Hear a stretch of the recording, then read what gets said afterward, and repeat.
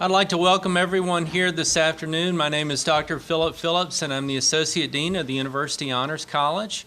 I want to introduce some of our guests today. We have, of course, Dr. John Weil, Dean of the Honors College, Shelley Thomas, who is one of our resident faculty members, Professor of French, and Sonia Isaac, who is our visiting scholar for this month, visiting us from the University of Heidelberg. So welcome all of you, and welcome back from spring break. Welcome to all the students and anybody who may be visiting the class today. It's my pleasure today to introduce the best read person I know. The person who comes closest to Boethius, to being a walking liberal arts library. Donald Whitfield is a graduate of St. John's College in Annapolis, Maryland, and the vice president for community and national programs at the Great Books Foundation, where he creates and administers outreach programs in the humanities.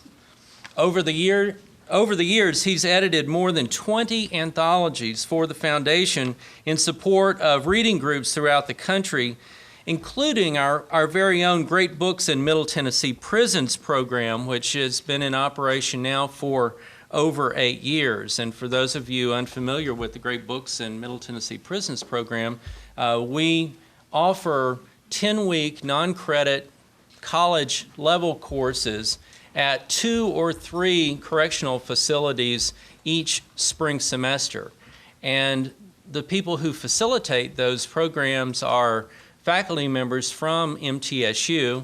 One of those faculty volunteers is Dr. Shelley Thomas. She's currently working at DeBerry Special Needs Facility, and I have volunteered at Riverbend Maximum Security Institute and also at DeBerry Special Needs Facility. It's a great program. One of Mr. Whitfield's books is called Standing Down: From Warrior to Civilian. And he created this for Talking Service, which is an initiative by the Great Books Foundation to develop reading and discussion programs for veterans, their families, friends, service providers, and caregivers. The program is supported by the National Endowment for the Humanities and the Chicago Mercantile Exchange. And our very own prison program has benefited enormously over the years from our partnership with the Great Books Foundation. And we're currently using Mr. Whitfield's textbook in our class. So we're very grateful to you. Thank you for that. I consider Mr. Whitfield to be a close friend of mine, and he's certainly a friend of our Honors College. He's visited our campus several times before, and I hope that he'll come back in the future. He is a perfect addition to this lecture series. So please join me in welcoming Mr. Donald Whitfield. Thank you. Thanks. Oh dear. It's a hard act following yourself after an introduction like that. My topic, the title of my talk, is Great Books in the Liberal Arts. But I wanted to start out, since Great Books is almost a generic term, getting an idea of how many of you have in your minds and hearts, hopefully, some idea of what that phrase means or refers to or anything. Just anybody. Does anybody know? Yeah, please. What is it? Just very succinct. Yeah. When you say great books, I think of the standard classical literature books that you study throughout high school and should know by the time you get into college. Okay. Dickens, Bronte. Good. Yes, Shakespeare. Although Shakespeare doesn't write books, he writes plays. No, I was trying to go back into classics. No, that's good. The actual classics. Yeah, I think the operative phrase is should know. I mean, that's often attached to certain lists that certain people make up. Yeah. That's not exactly what I'm going to be talking about. But that's anybody else? Great books mean anything to you? Okay. Yeah, please, what? I think books of which the foundations of ideas are formed. So something like The Art of War, by Sun Tzu. Okay, books that have a formative influence, and maybe even are old books like his book is. Good. There's a college, I happen to have gone to it, that's not why I'm quoting this, which has an interesting motto. Anybody know Latin at all? Does anybody still know Latin? You know, well, you know everything. It's Facio Liberos, this is a tongue twister, I'll try to get it right. Facio Liberos ex liberis libris libraque. There are a lot of words in there that sound similar, but they mean slightly different things, and it translates rather precisely, I make free men from children by means of, that's a very important phrase, is by means of books and a balance, a scale balance, like you'd use in a scientific experiment. And the important phrase in there, by means of, I think is very important in talking about great books programs, because great books are instruments. They're not exactly an end in themselves, although they may be very beautiful books. They may be books which we cherish and are attached to, but they are an instrument for pursuing a certain kind of educational program. And that's what I'm going to try to talk about, the relation of a certain kind of book and a certain kind of program to what we think of as liberal arts education, always keeping the word arts attached to liberal, a kind of high-level intellectual skill. So I want to give a kind of tentative definition. Oh, let me give you a little history first. Somebody invented the phrase great books and great books programs. It was Mortimer Adler and Robert Hutchins, two educators at the University of Chicago in the 1930s, who were very concerned about specialization and wide cafeterias of electives becoming prominent in modern universities. And they thought there was a need for a sort of a core program that all students would go through and they would have as the basis of whatever specialties they went on to. And the core program would be very broad, and it would consist of reading and talking about and maybe writing about some pretty fundamental books that, as this gentleman over here said, have had a formative influence for a long time. That is, books which people have talked about, they have commented on, they have imitated, they have abused, they have rejected, but they've always been, for centuries, in a kind of dialogue with them. And so the program was one that was put into place as part of the curriculum for some students at the University of Chicago. And then there are other schools that have focused on that one aspect of liberal arts education and made their entire curriculum based on great books programs. St. John's College in Annapolis is one, and there are others around the country, and then within universities there are great books programs that use certain lists of books. So I wanted to give a kind of tentative definition or starting point prompt for what we might think of as a great books program in a liberal arts context. A carefully constructed reading list which carries in its design the critical evaluations of readers and writers far back into history. That is, a great books program is one which implies a certain tradition of reading and writing and commenting and a continuing dialogue through the centuries, often across long periods of time, about certain books which have had a formative influence. And we can talk a little bit about what that is, because it's certainly a loaded phrase. The phrase great books often turns on what we think of as greatness in anything at all. I mean, the most material sense of great, of course, is very large, or it could be eminent, or it could be preponderant, or it could be influential. There's many different senses of it. It carries a kind of value judgment with it, but I don't think it's a simple value judgment. I think it's a complex one. Now, here's a quote for you. Folks, it's my rough translation from German, which is rough anyway. Folks don't realize how much time and effort it takes to learn to read. I've been at it for 80 years, and I still can't say that I've completely got the hang of it. This is Goethe, a German author who lived in the late 1700s, early 1800s. So I want to talk about books in their aspect as readable artifacts, readable things that people have made. A book is not inert, it's something which we do something with. Hence the quote about making free men out of children by means of books and the balance. But the balance is in there, by the way, to emphasize the tools and instruments of modern empirical science. Okay. Here's a claim. Only by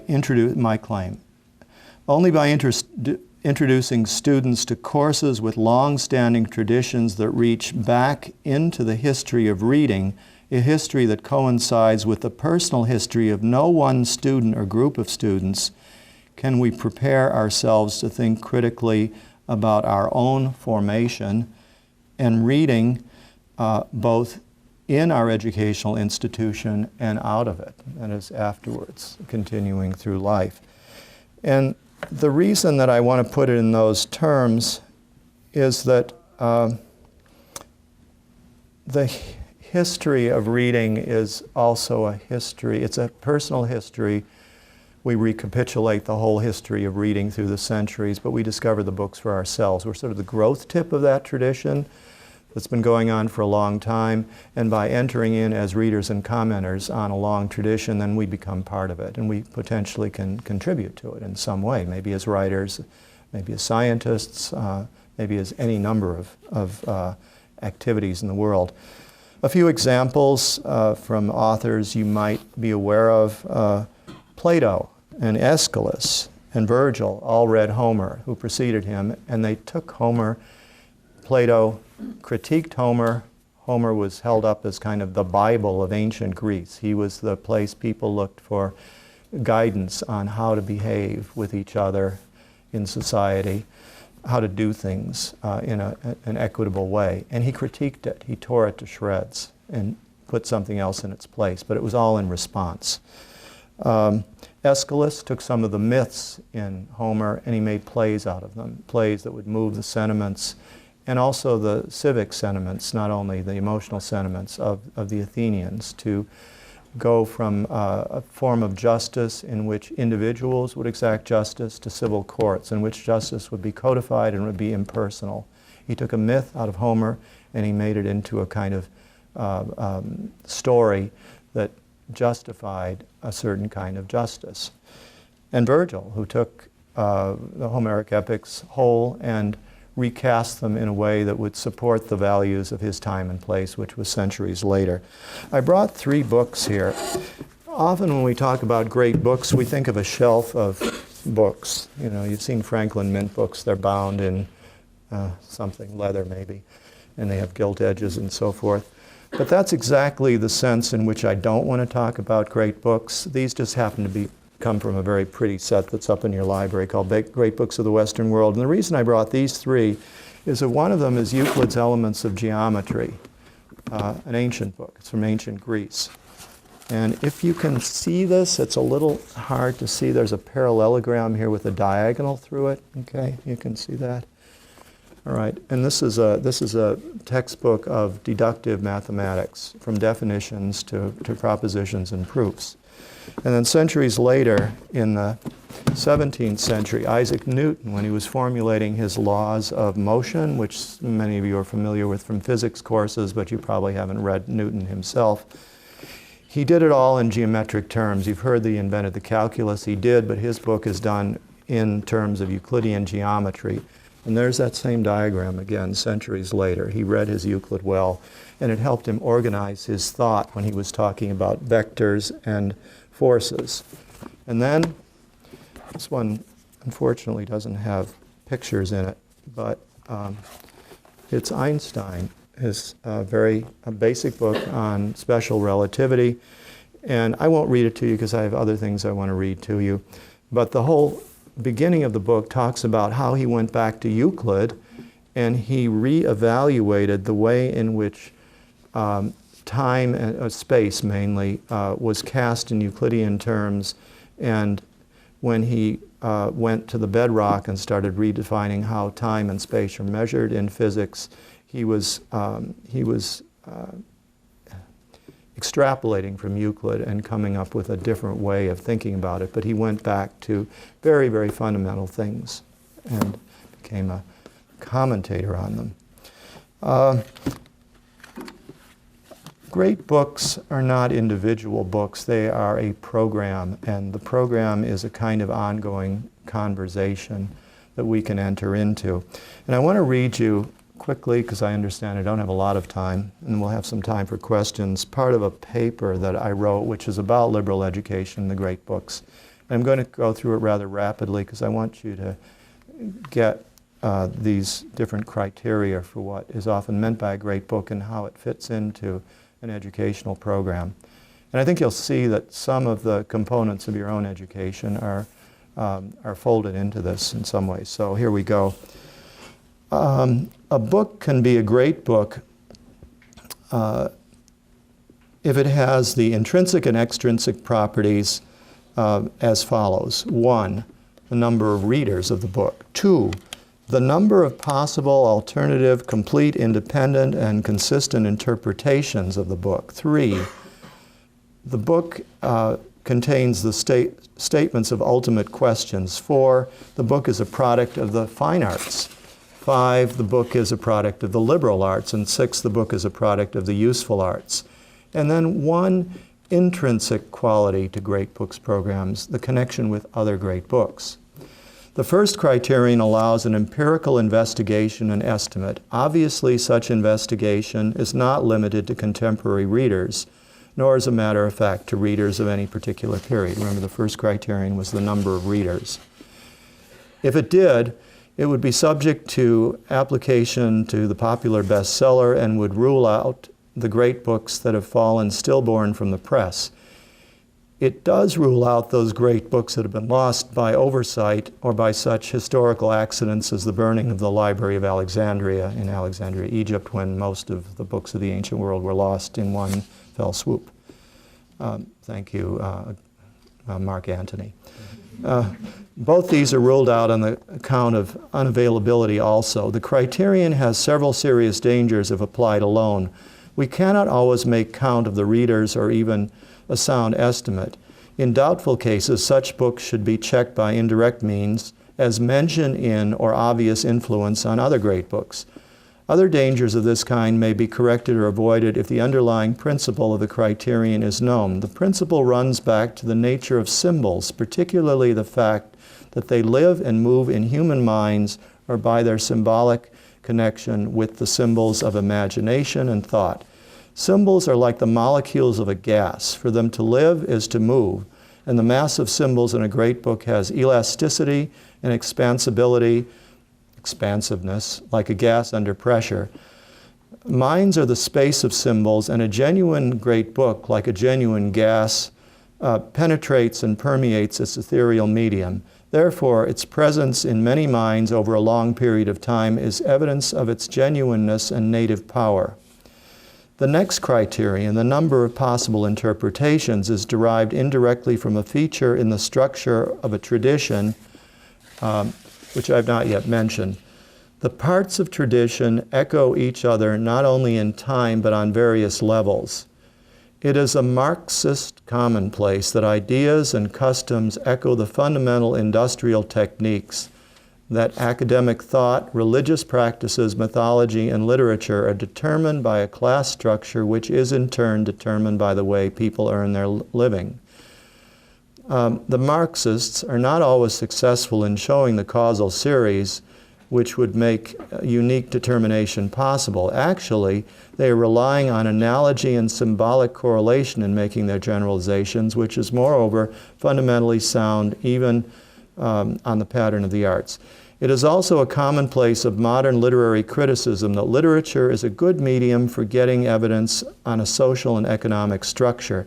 The same symbolic concomitants come into play here.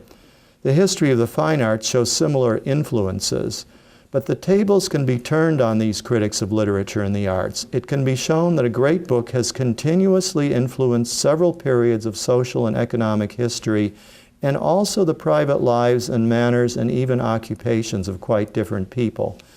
A great piece of historical writing has become the imaginative scenery and guiding light in times and places very remote from the original events and characters. Think of the profound effects of Greek and Roman history on the 18th century in British and American life. I have a friend who's a student of the intellectual background of the founding fathers of America, and he gave a lecture once on how they all, even though they often disputed each other profoundly on issues of practice and governance, had in common certain books and ideas, and they would toss anecdotes from Plutarch's lives of the Greeks and Romans back and forth to make their points, but they had it in common. It was a politics of consensus in the sense that they had common platforms in which to pursue their disputes with that we still had. That's my only political message in the talk. This sort of manifold relevance in application is due not only to the generality of bookish discourse, but also to an intrinsic multidimensionality within the books themselves. They not only say the same things about many different external situations and things, they say many different things about the same things. Some great writers have said this about their own work, notably Dante. One cannot read good mathematics properly without this method of diverse interpretation. In fact, the sharper the definition and connection of terms in any discourse, the wider and more incisive its symbolic references. I wanted to say parenthetically here, one of the very simple and I think tender takes on great books is you can read them early, you can read them in midlife, and you can read them late. And they'll mean something profoundly different to you each time. The book will maybe seem very different, but there will be an aspect of them. They're rich. There's something that they can tell you at different times. The man who can find out some one thing that a textbook is trying to say is very near the end of his task. The man who thinks he knows the one thing a great book is trying to say has just begun to read. Powerful systematic ambiguity is the mark of a great writer. And this is a quote from Aristotle, "The mastery of metaphor is a sign of genius." It is also the aim of the discipline of the liberal arts. The only way the animal mind can approach the angelic task of understanding is by the powerful use of figures of speech. Figures of speech, metaphor, simile.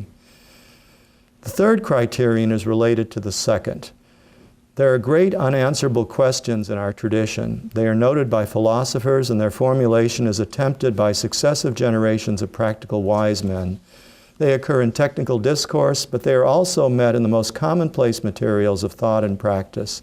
They are questions of the nature of number and magnitude, such as infinity, questions of matter and form in manners, morals, professions, and institutions, such as permanence of property under several titles, legal personality and its derivatives in the drama of real life, birth, death, heredity. Questions of relativity in space, time, and culture. Questions concerning evil and good, tragedy, comedy, and original sin. Questions concerning God, providence, the purpose of life and existence. All these are questions for which there are practical evasions and suppressions. But they come to all practical men on sleepless nights, to all children for whom practice is not pressing, and for all old men who have only their practical solutions. They are the mysteries that have always surrounded human life, to torment it when they are evaded too long, and to support and mellow the mind that has the machinery and courage to face them. These are what is tolerated when an honest man tolerates his enemies and friends alike. These questions keep the mind not only open but awake. The moral and intellectual virtues are dangerous without the irony, wit, and humor that these questions demand. They're big questions. Sometimes we can only approach them with irony and humor, or they'll weigh us down. A great book must take account directly or indirectly of these saving questions. Fourth criterion. The fine arts are a modern invention forced upon us by the narrowing and weakening of our tradition in the last 150 years, I might say 200. They have partly taken the place of the divine arts, which their sacramental and liturgical their sacramental and liturgical exercises. The sentiments that have grown up around the fine arts are carryovers from the religious tradition for those who have left the church.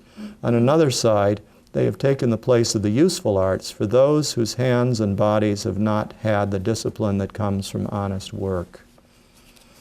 This criterion sounds cavalier, but I believe it is historically correct. What we now call the fine arts were distributed differently before the 17th century, and a great deal of our solicitude concerning them now is due to the fact that we have not completely made the transition.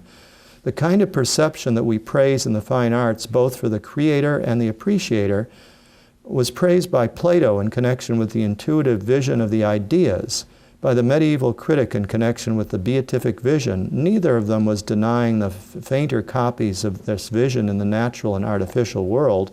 Plato speaks eloquently of the beauty in plastic shapes and bodies and manners and customs. St. Thomas Aquinas speaks of the pleasure taken in vision alone. But both of these were ordering visions to one another and to an intellectual end.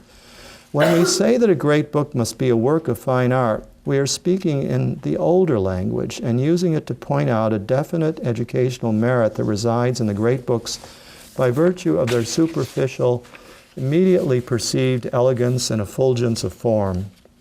The kind of order that we call beauty provides an immediate intelligibility that our present intellectual system has to borrow from personality, interest, motivation, and enthusiasm. Often the object does not justify the excitement that these connote, and we suffer the disillusionment of high-power salesmanship. Names of these devices or sentiments should be eliminated, but they should not be aroused only to be disappointed. They grow weary with trumped-up, maybe there is another political comment, with trumped-up hardiness. I wrote this a while back. There are appropriate, immediately graspable forms in a great book that tempt the reader at the start and accompany him throughout until they are taken up into genuine insight. This is obvious to us in the literary books or belles lettres. It is also present in the more technical and scientific books, reaching perhaps its greatest exquisiteness in the mathematical and philosophical classics. And some of you who study mathematics, who love mathematics, will understand the aesthetic pleasure of mathematics. Others will always fail to see it, but talk to them. The fifth criterion is a great book must be the product of the liberal arts. The author of a great book will be a master of the liberal arts, an M.A. in the original sense, one who has himself been trained in the liberal arts so that he may teach them to others. Of course, all books are to some degree works of liberal artistry.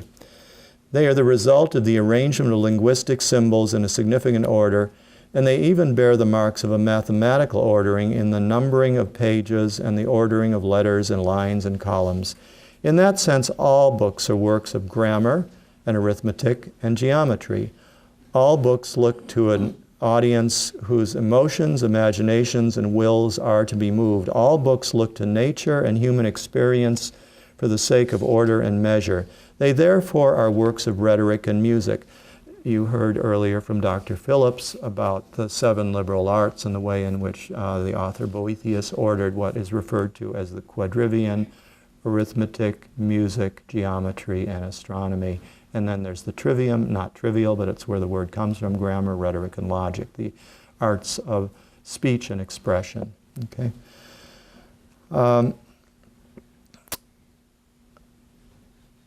All books look to nature and human experience for the sake of order and measure. They therefore are works of rhetoric and music.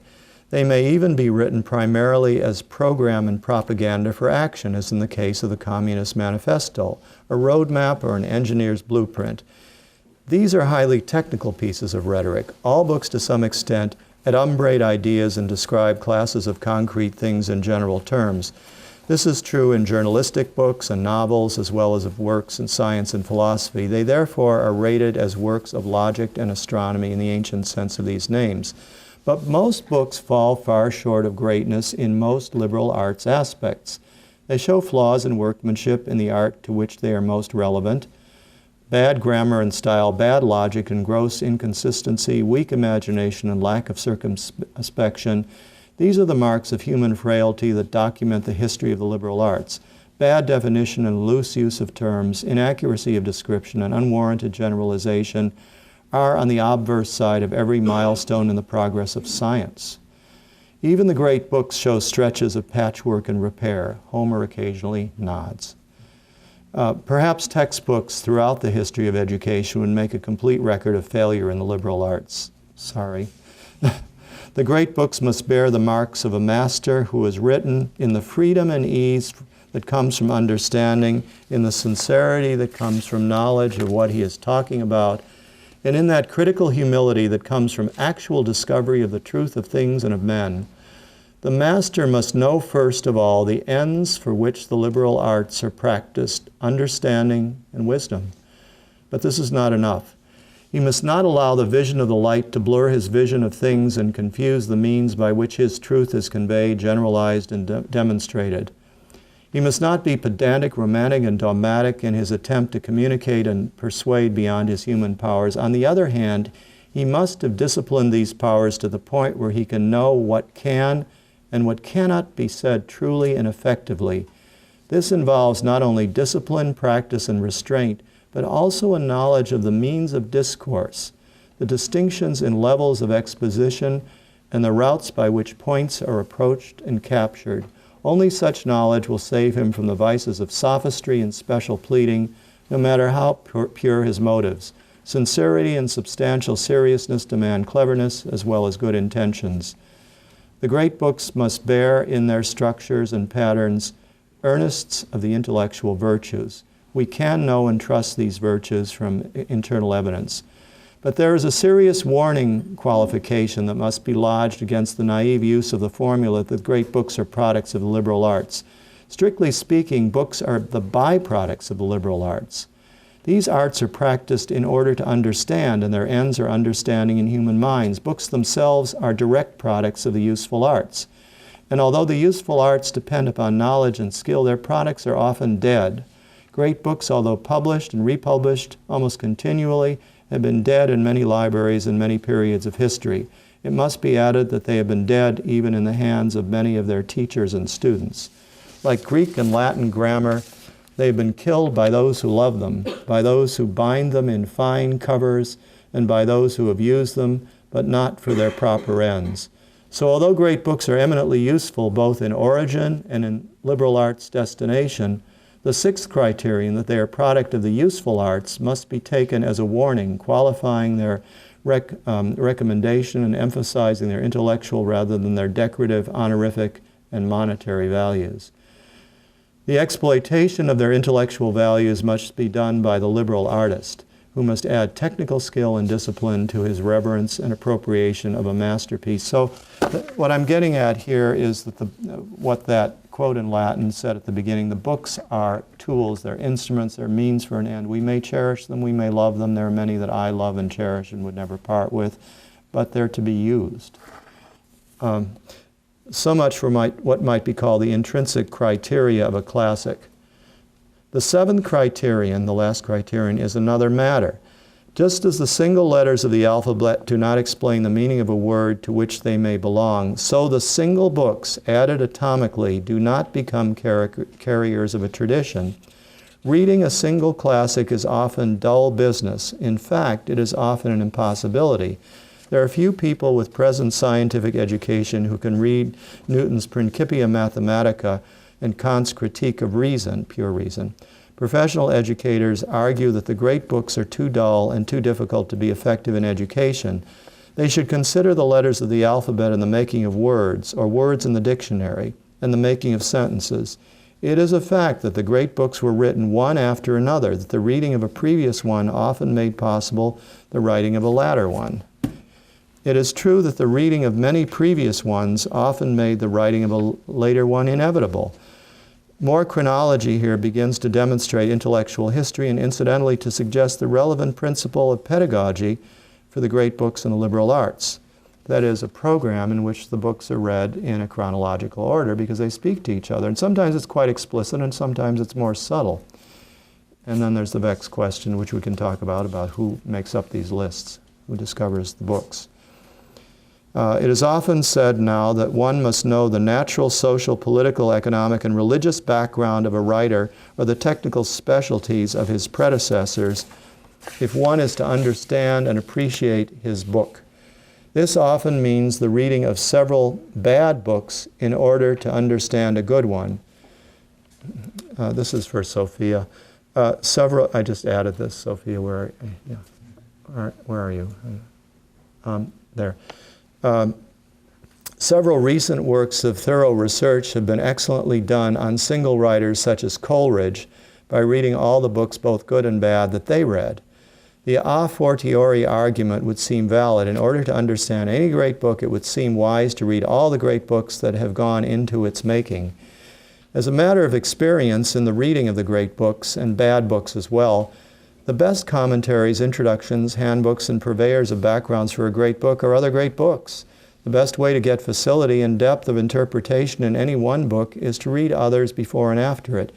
Any book can be conquered by the right route and strategy through the great books. It's interesting that the chronological order still seems to provide a good strategy.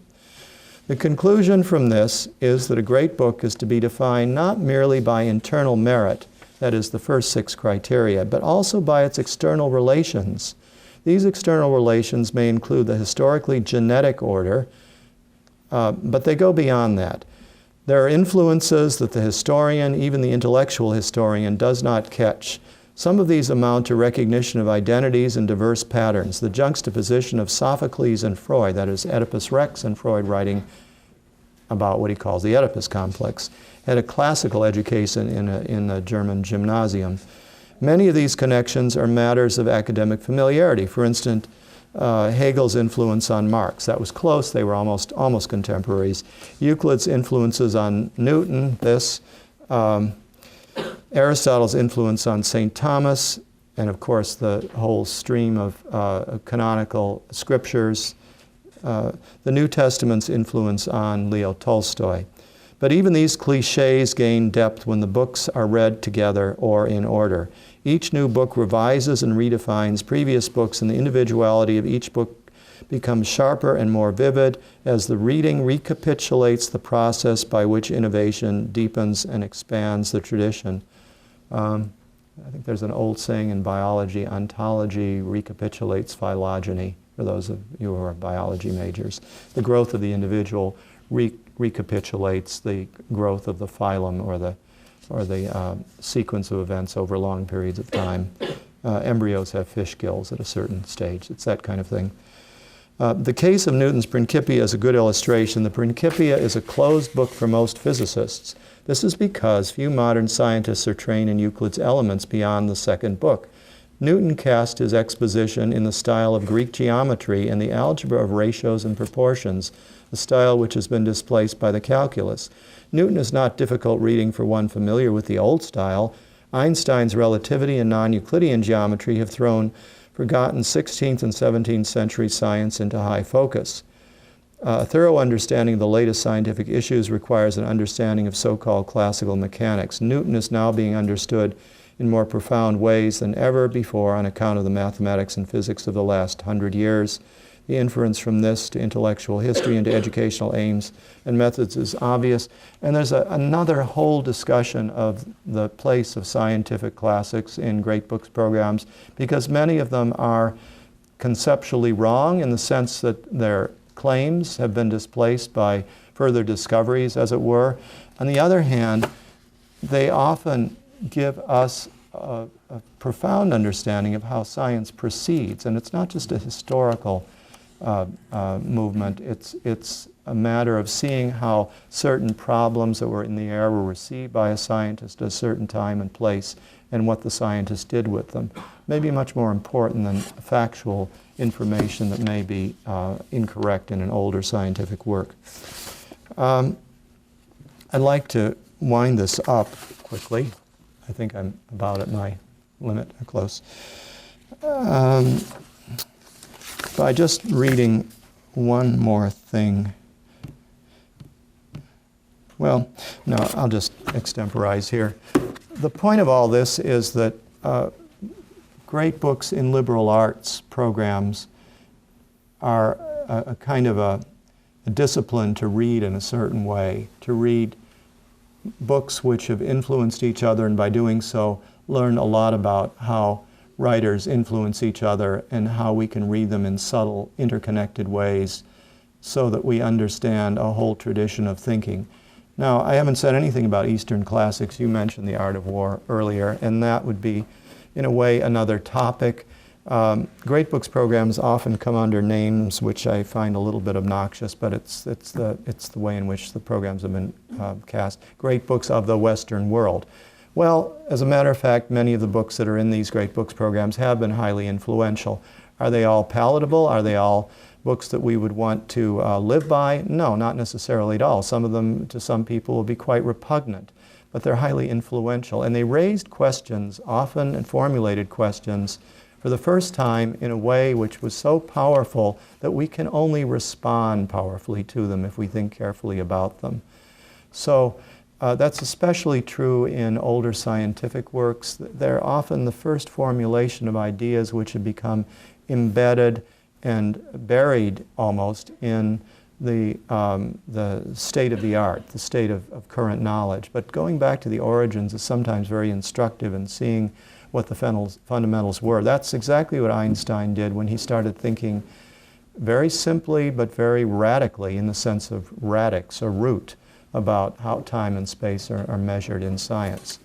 So I just wanted to end by, this may seem a little bit of trailing off after all these words that I've thrown at you, just as this: the aim of the liberal arts is the inner freedom that comes from knowledge of the truth, freedom to match and justify the freedom that we seek in the outer world. So there's a very personal aspect to reading books in this way, and it carries over into our interaction with what's outside of us. So there's a subjective and objective aspect. That's all I have to say on the topic for the moment. I could say more, but my time is up.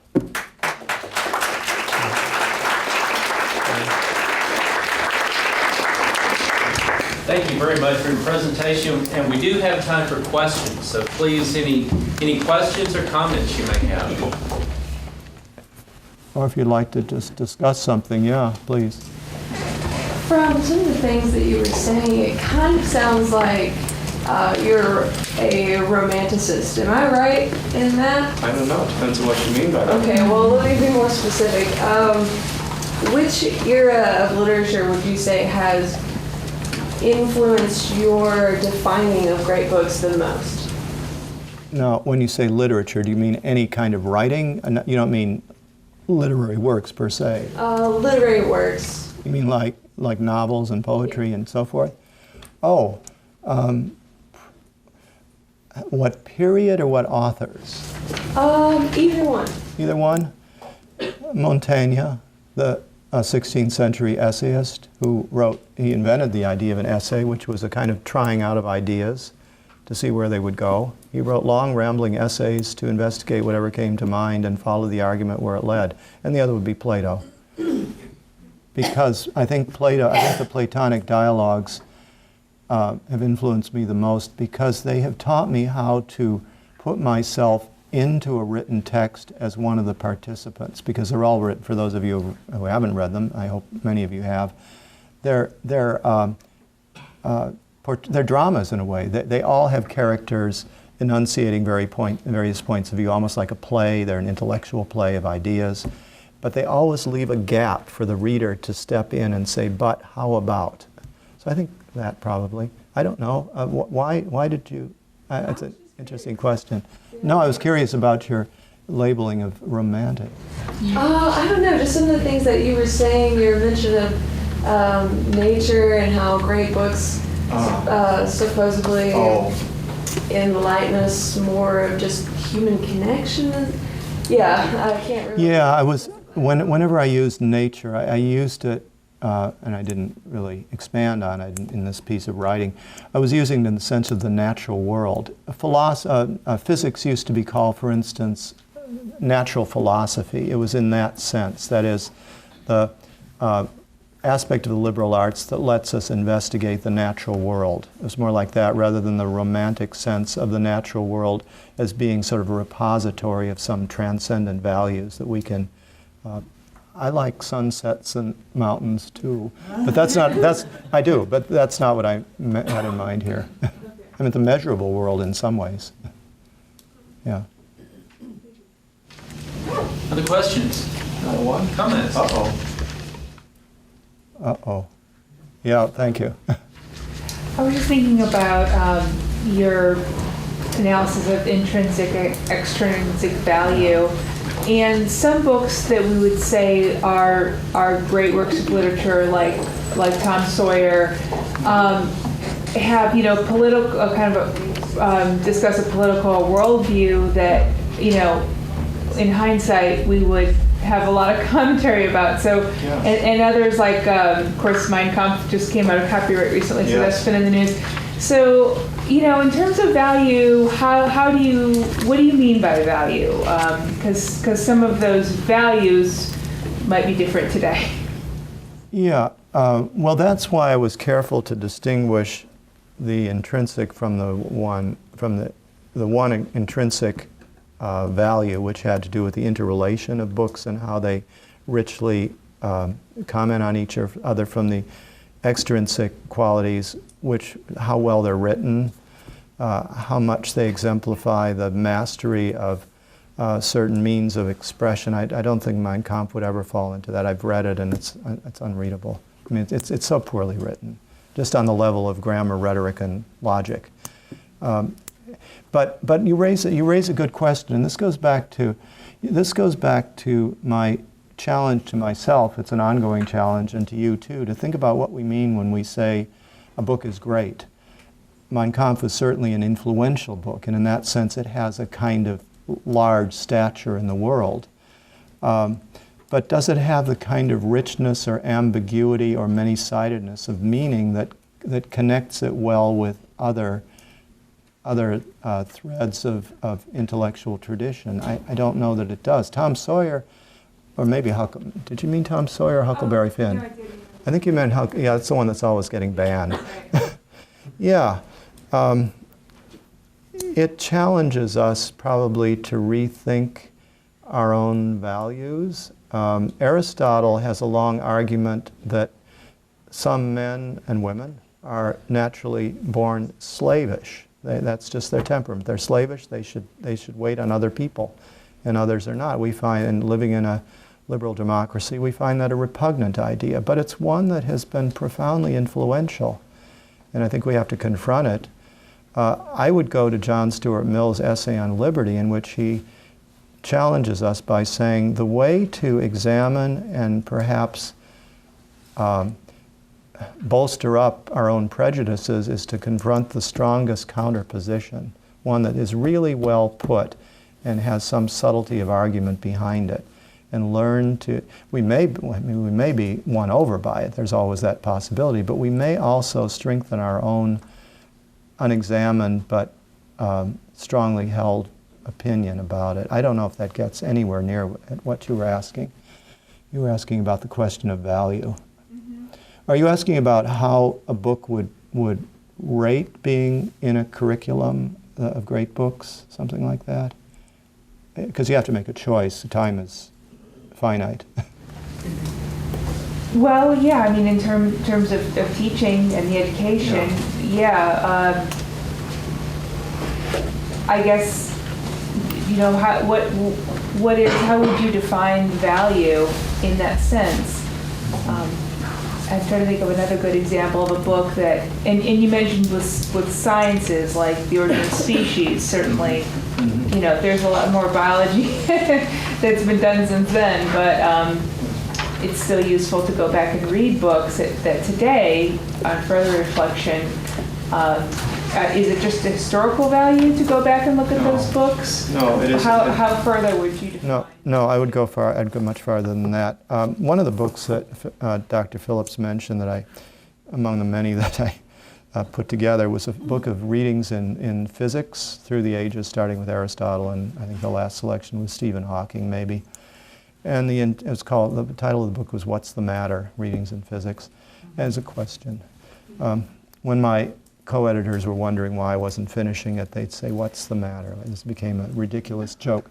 But no, to take your question quite seriously, no, not just historical interest, because the important thing for me in learning about that topic to put the book together was to try to discern through the centuries what the really formative ideas were as physics advanced, what a particular individual had received by just being born in a certain place in a certain time and gravitating toward the practice of science, and what that person did with what was received. So it was about the process by which scientific advancement takes place. So there were pieces in the book about phlogiston, you know, that it was thought at one time that heat was a physical substance of some sort. And that was thrown out. But the way in which it was dismantled, the way in which it was advocated for, it was so interesting because it is typical of a certain way of thinking of subtle phenomena as having some sort of measurable physical substance to them. So it's more than historical.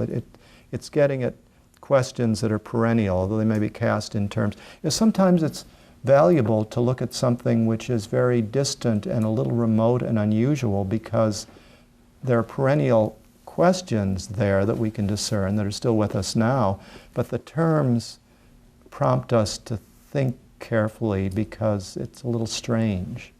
When we read Homer's Iliad, for instance, the customs of archaic Greeks in warfare seem very peculiar to us, but the emotions of Achilles and Agamemnon and so forth are immediately identifiable in terms of power structures that we deal with now. And that interesting juxtaposition of a strange vocabulary of ideas, but a familiarity of human experience can be very powerful, not just historical at all. You look like you want to ask more, please. Keep going. I like this. Well, yeah, I mean, I'm hearing that you want to compare and reflect on kind of currents of similarity in the human experience, but also contrast maybe what's changed, kind of establish that continuity and also contrast maybe what's changed. I guess I'm still a little puzzled. That's why I'm questioning about the word value, because if you look back at a book that we might drastically disagree with, I'm trying to think of another good example. You might have to help me with that. Good example would be Machiavelli's The Prince. Okay. The power tactics that are in there for the sake of preserving the civic order. I mean, it's not just brutal.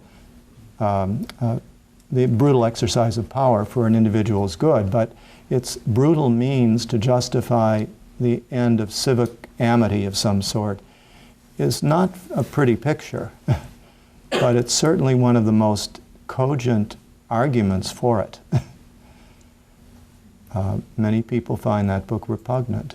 Machiavelli in Shakespeare was portrayed as a devil. The word Machiavelli, when it comes up in Shakespeare, is usually equivalent to Satan. But it's such a powerful statement of that position. There's nothing trivial about it. I don't think you could say that about Mein Kampf. I mean, we could go through it hundreds of pages by hundreds of pages. I don't think you'd find that same quality, that it makes an original argument for anything very interesting. It's a historical document of great impact. Now that Bavaria no longer holds the copyright on it this year, I'm sure there'll be much more commentary. With that, we are out of time. So thank you very much.